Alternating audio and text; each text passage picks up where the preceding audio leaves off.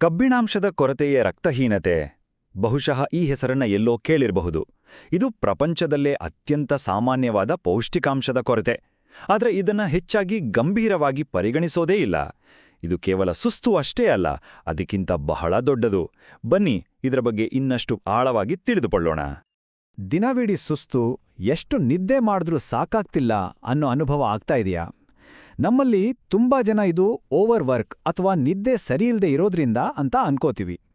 ಆದ್ರೆ ಇದು ನಮ್ಮ ದೇಹ ಏನೋ ಮುಖ್ಯವಾದ ಒಂದು ಅಂಶದ ಕೊರತೆಯಲ್ಲಿದೆ ಅಂತ ಕೊಡ್ತಿರೋ ಸಿಗ್ನಲ್ ಆಗಿರ್ಬೋದು. ಈ ಸಂಖ್ಯೆ ಕೇಳಿದ್ರೆ ಆಶ್ಚರ್ಯ ಆಗ್ಬೋದು. ಅಭಿವೃದ್ಧಿಶೀಲ ರಾಷ್ಟ್ರಗಳಲ್ಲಿ ಗರ್ಭಿಣಿಯರಲ್ಲಿ ಸುಮಾರು 52% ಜನ ರಕ್ತಹೀನತೆಯಿಂದ ಬಳಲುತ್ತಿದ್ದಾರೆ, ಅಂದ್ರೆ ಅರ್ಧಕ್ಕಿಂತ ಹೆಚ್ಚು. ಈ ಒಂದೇ ಒಂದು ಅಂಕಿ ಅಂಶ ಈ ಸಮಸ್ಯೆಯ ಗಂಭೀರತೆ ಎಷ್ಟಿದೆ ಅನ್ನೋದನ್ನ ನಮಗೆ ತೋರಿಸುತ್ತೆ. ಸರಿ, ಹಾಗಾದ್ರೆ ಈ ಕಬ್ಬಿಣಾಂಶದ ಕೊರತೆಯ ರಕ್ತಹೀನತೆ ಅಂದ್ರೆ ಏನು? ನಮ್ಮ ದೇಹದಲ್ಲಿ ನಿಜಕ್ಕೂ ಏನಾಗತ್ತೆ ಅಂತ ನೋಡೋಣ. ನಮ್ಮ ಪ್ರತಿಯೊಂದು ಜೀವಕೋಶಕ್ಕೂ ಆಮ್ಲಜನಕ ತಲುಪೋದು ಎಷ್ಟು ಮುಖ್ಯ, ಮತ್ತೆ ಅದರಲ್ಲಿ ಕಬ್ಬಿಣಾಂಶದ ಪಾತ್ರವೇನು ಅನ್ನೋದನ್ನ ಅರ್ಥ ಮಾಡ್ಕೊಳ್ಳೋಣ ಬನ್ನಿ. ತುಂಬ ಸಿಂಪಲ್ ಆಗಿ ಹೇಳಬೇಕು ಅಂದ್ರೆ, ನಮ್ಮ ದೇಹಕ್ಕೆ ಕೆಂಪು ರಕ್ತ ಕಣಗಳನ್ನ ತಯಾರಿಸೋಕೆ ಕಬ್ಬಿಣಾಂಶ ಬೇಕೇ ಬೇಕು. ಯಾವಾಗ ಈ ಕಬ್ಬಿಣಾಂಶದ ಕೊರತೆಯಾಗುತ್ತೋ ಆಗ ಕೆಂಪು ರಕ್ತ ಕಣಗಳ ಉತ್ಪಾದನೆ ಕಡಿಮೆ ಆಗುತ್ತೆ. ಈ ಸ್ಥಿತಿಯನ್ನೇ ನಾವು ಕಬ್ಬಿಣಾಂಶದ ಕೊರತೆಯ ರಕ್ತಹೀನತೆ ಅಂತ ಕರೆಯೋದು. ಇದನ್ನ ಹೀಗೆ ಕಲ್ಪನೆ ಮಾಡ್ಕೊಳ್ಳಿ. ನಮ್ಮ ದೇಹ ಒಂದು ದೊಡ್ಡ ನಗರ. ಅದಕ್ಕೆ ಆಕ್ಸಿಜನ್ ಸಪ್ಲೈ ಆಗಬೇಕು. ಈ ಆಕ್ಸಿಜನ್ ಸಪ್ಲೈ ಮಾಡೋ ಡೆಲಿವರಿ ಟ್ರಕ್ಗಳೇ ಹಿಮೋಗ್ಲೋಬಿನ್.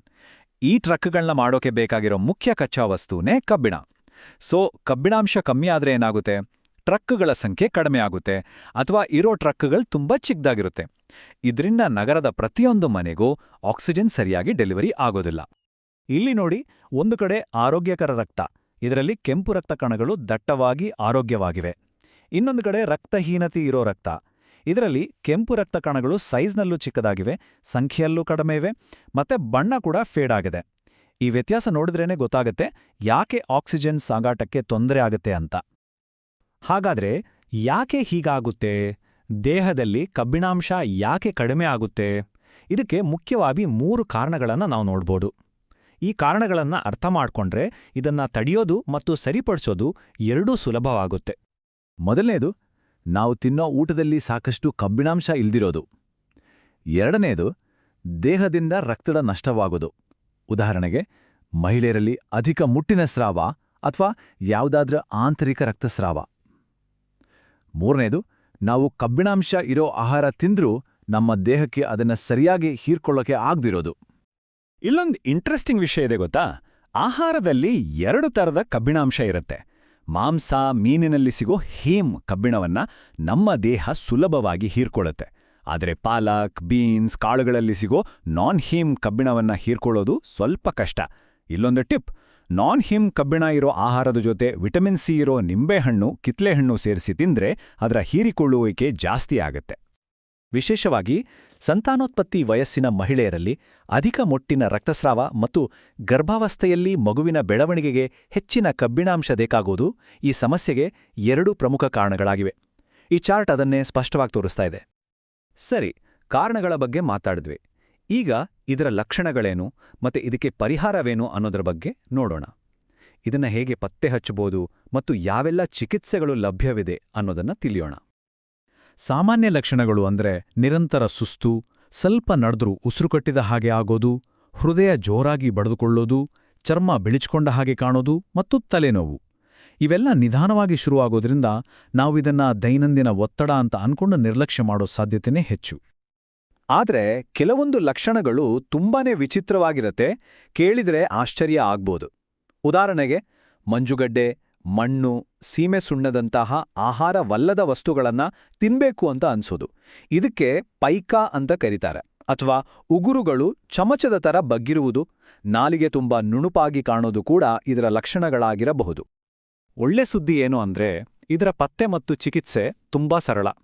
ಒಂದು ಸಿಂಪಲ್ ಬ್ಲಡ್ ಟೆಸ್ಟ್ ಮೂಲಕ ಇದನ್ನ ಪತ್ತೆ ಮಾಡ್ಬೋದು. ಚಿಕಿತ್ಸೆಗೆ ಸಾಮಾನ್ಯವಾಗಿ ವೈದ್ಯರು ಐರನ್ ಸಪ್ಲಿಮೆಂಟ್ಸ್ ಕೊಡ್ತಾರೆ, ಜೊತೆಗೆ ಆಹಾರದಲ್ಲಿ ಬದಲಾವಣೆ ಮಾಡ್ಕೊಡಕ್ಕೆ ಹೇಳ್ತಾರೆ.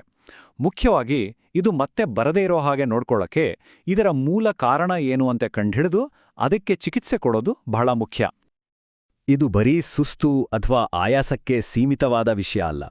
ಇದನ್ನ ನಾವು ನಿರ್ಲಕ್ಷ್ಯ ಮಾಡಿದರೆ ವ್ಯಕ್ತಿಗಳ ಆರೋಗ್ಯದ ಮೇಲೆ ಮತ್ತು ಇಡೀ ಸಮಾಜದ ಮೇಲೆ ದೀರ್ಘಕಾಲೀನ ಪರಿಣಾಮಗಳು ಉಂಟಾಗ್ಬೋದು. ಅದೇನು ಅಂತ ಈಗ ನೋಡೋಣ. ವಿಶ್ವ ಆರೋಗ್ಯ ಸಂಸ್ಥೆ ಈ ಬಗ್ಗೆ ಎಚ್ಚರಿಕೆ ನೀಡಿದೆ. ಅವರ ಪ್ರಕಾರ ಕಬ್ಬಿಣಾಂಶದ ಕೊರತೆಯು ಮಕ್ಕಳ ಮೆದುಳಿನ ಬೆಳವಣಿಗೆಗೆ ಅಡ್ಡಿಪಡಿಸುತ್ತೆ. ಅಷ್ಟೇ ಅಲ್ಲ, ಇದು ರೋಗನಿರೋಧಕ ಶಕ್ತಿಯನ್ನ ದುರ್ಬಲಗೊಳಿಸಿ ಪದೇ ಪದೇ ಅನಾರೋಗ್ಯಕ್ಕೆ ತುತ್ತಾಗುವಂತೆ ಮಾಡುತ್ತೆ. ಇದು ನಿಜಕ್ಕೂ ಗಂಭೀರವಾದ ವಿಷಯ. ಕೆಲಸದ ಮೇಲೆ ಇದರ ಪರಿಣಾಮ ನೋಡಿ. ಕಬ್ಬಿಣಾಂಶದ ಕೊರತೆಯು ಒಬ್ಬ ವ್ಯಕ್ತಿಯ ದೈಹಿಕ ಕೆಲಸದ ಸಾಮರ್ಥ್ಯವನ್ನ ಸುಮಾರು 30% ಕಡಿಮೆ ಮಾಡಬಹುದು. ಅಂದ್ರೆ ಒಬ್ಬ ವ್ಯಕ್ತಿಯ ಉತ್ಪಾದಕತೆ ಸುಮಾರು 1/3 ಕಡಿಮೆ ಆಗಬಹುದು. ಇದು ವೈಯಕ್ತಿಕವಾಗಿ ಮತ್ತು ದೇಶದ ಆರ್ಥಿಕತೆಯ ಮೇಲೂ ಪರಿಣಾಮ ಬೀರುತ್ತೆ. ಹಾಗಾಗಿ ಎಲ್ಲವನ್ನೂ ಒಟ್ಟಿಗೆ ನೋಡಿದಾಗ ಕಬ್ಬಿಣಾಂಶದ ಕೊರತೆ ಅನ್ನೋದು ಕೇವಲ ವೈಯಕ್ತಿಕ ಸಮಸ್ಯೆಯಲ್ಲ, ಇದೊಂದು ದೊಡ್ಡ ಜಾಗತಿಕ ಆರೋಗ್ಯ ಸವಾಲು. ಇದು ಸೋಂಕುಗಳ ಅಪಾಯ, ಗರ್ಭಿಣಿಯರು ಮತ್ತು ಶಿಶುಗಳ ಆರೋಗ್ಯದ ಸಮಸ್ಯೆ, ಮಕ್ಕಳ ಬೆಳವಣಿಗೆಯಲ್ಲಿ ಕುಂಠಿತ, ಹೀಗೆ ಅನೇಕ ಗಂಭೀರ ಸಮಸ್ಯೆಗಳಿಗೆ ಕಾರಣವಾಗುತ್ತೆ. ಇಷ್ಟೆಲ್ಲ ಗೊತ್ತಾದ ಮೇಲೆ ಒಂದು ಮುಖ್ಯವಾದ ಪ್ರಶ್ನೆ ನಮ್ಮ ಮುಂದೆ ಬರುತ್ತೆ. ಇದು ಪ್ರಪಂಚದಲ್ಲೇ ಅತ್ಯಂತ ಸಾಮಾನ್ಯವಾದ ಪೌಷ್ಟಿಕಾಂಶದ ಕೊರತೆಯಾಗಿದ್ರೂ ಇದನ್ನ ಪರಿಹರಿಸಲು ನಾವು ನಿಜವಾಗಿಯೂ ಸಾಕಷ್ಟು ಪ್ರಯತ್ನ ಪಡ್ತಾ ಇದ್ದೀವಾ? ಇದ್ರ ಬಗ್ಗೆ ಜಾಗೃತಿ ಮೂಡಿಸೋದು ಮೊದಲ ಹೆಜ್ಜೆ ಮತ್ತು ಸರಿಯಾದ ಕ್ರಮ ಕೈಗೊಳ್ಳುವುದು ನಮ್ಮೆಲ್ಲರ ಜವಾಬ್ದಾರಿ.